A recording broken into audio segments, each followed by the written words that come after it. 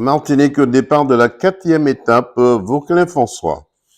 Puis attention au départ, avec le public qui avait fait le déplacement. Puis retour sur la ligne de départ pour l'aïeul CTDM EDF, où ça pas à faire, pour changer de voilure.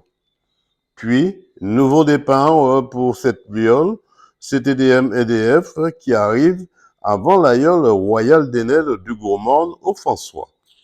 Écoutons quelques réactions. Alors Louis-Georges, c'est bon, l'aïeul CTDM EDF a pris le départ comme tout le monde, mais malheureusement, il est obligé de revenir sur la ligne de départ. Pourquoi? Ils ont eu un souci avec le bas de la voile, donc ils ont dit revenir pour changer de voile. Voilà. Donc voilà, tout le monde s'est mis à l'ouvrage là pour qu'ils puissent repartir dans les meilleurs délais.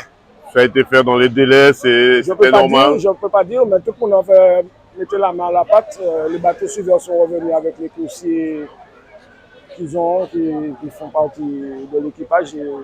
Tout le monde a fait ce qu'il fallait pour que l'équipage, la yole, puisse pas repartir. Voilà. Qu'est-ce qu'on peut dire de cette yole CTDM EDF, ça passe à faire? Ah ben, après, on peut dire un bon début de tour. Voilà, bon, il y a des petits débats. Il y a eu un petit couac sur le choix de la voile. Et bon, aujourd'hui, bon, mais ce sont toujours des choses qui arrivent. Donc, bon, l'essentiel, c'est que tout a été mis en œuvre. Vous l'avez vu vous-même là tout à l'heure, que ce soit avec les supporters qui sont en train de décourager l'équipage, ou que ce soit l'équipage dépoussé, plus ceux qui étaient à terre, qui étaient dans les bateaux suiveurs. Ils ont fait ce qu'il fallait pour qu'on puisse repartir. Et voilà.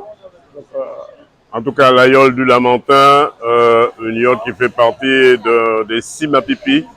On peut dire que rien ne vous fait peur, et si on vous demande pourquoi vous êtes revenu et reparti, on dira que ça passe à faire.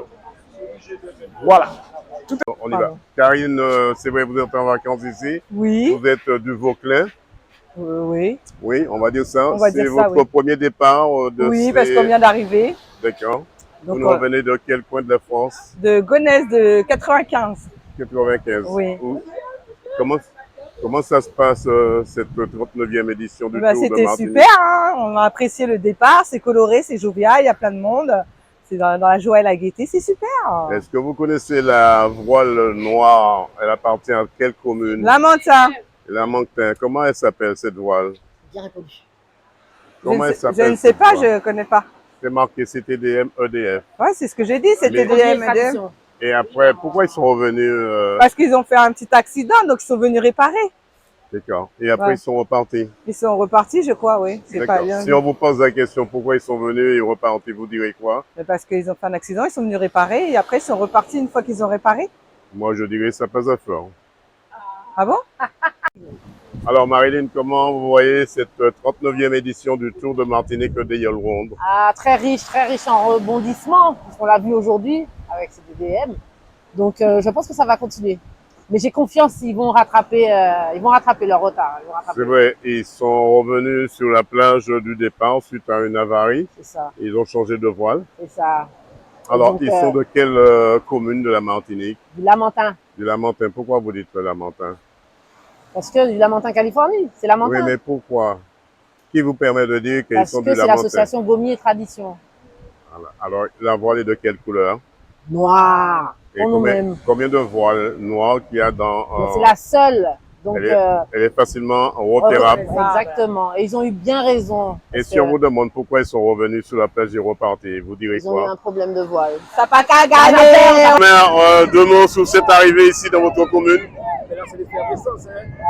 J'espère que vous regardez derrière moi les clameurs. Il y a une nouvelle franciscaine là, contre elle, qui est en train de rentrer. Et elle va gagner forcément, puisqu'elle a une avance confortable. Moi, je suis content pour les jeunes franciscaines, je suis content pour les efforts réalisés par les policiers. Je veux féliciter l'ensemble des équipages.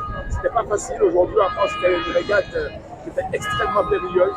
Mais là encore, eh bien, aujourd'hui, si nous avons une victoire franciscaine chez nous, eh bien, il peut demander le plus au bon Dieu. Le François qui répond toujours présent avec la municipalité qui sont sur le terrain dès, on va dire, 4 heures du matin. Ils sont là pour arranger des barrières, pour mettre en place une sécurité optimale pour la commune. Il y a un savoir-faire au niveau franciscain. J'avoue que nous avons l'habitude d'accueillir de grosses manifestations. Et donc là encore, les services municipaux que je félicite, ils ont fait un travail remarquable en termes de sécurité, en termes de logistique. C'est remarquable. Et vous savez quoi, on a des fiches de procédure, et puis on améliore. Tout ce qui est amélioré, on les améliore d'année en année pour être effectivement de plus en plus performants. Voilà une 4e étape qui s'est très bien déroulée malgré les petits problèmes de l'aïeul CTDM EDF. C'est l'aïeul Joseph Cottrell qui remporte cette 4e étape, suivie de Sarah Autodistribution et l'UFR Chanfleur en 3e position, qui garde toujours son maillot rouge de leader. Reportage Daniel Dia, 100% Sport, KMT Télévision.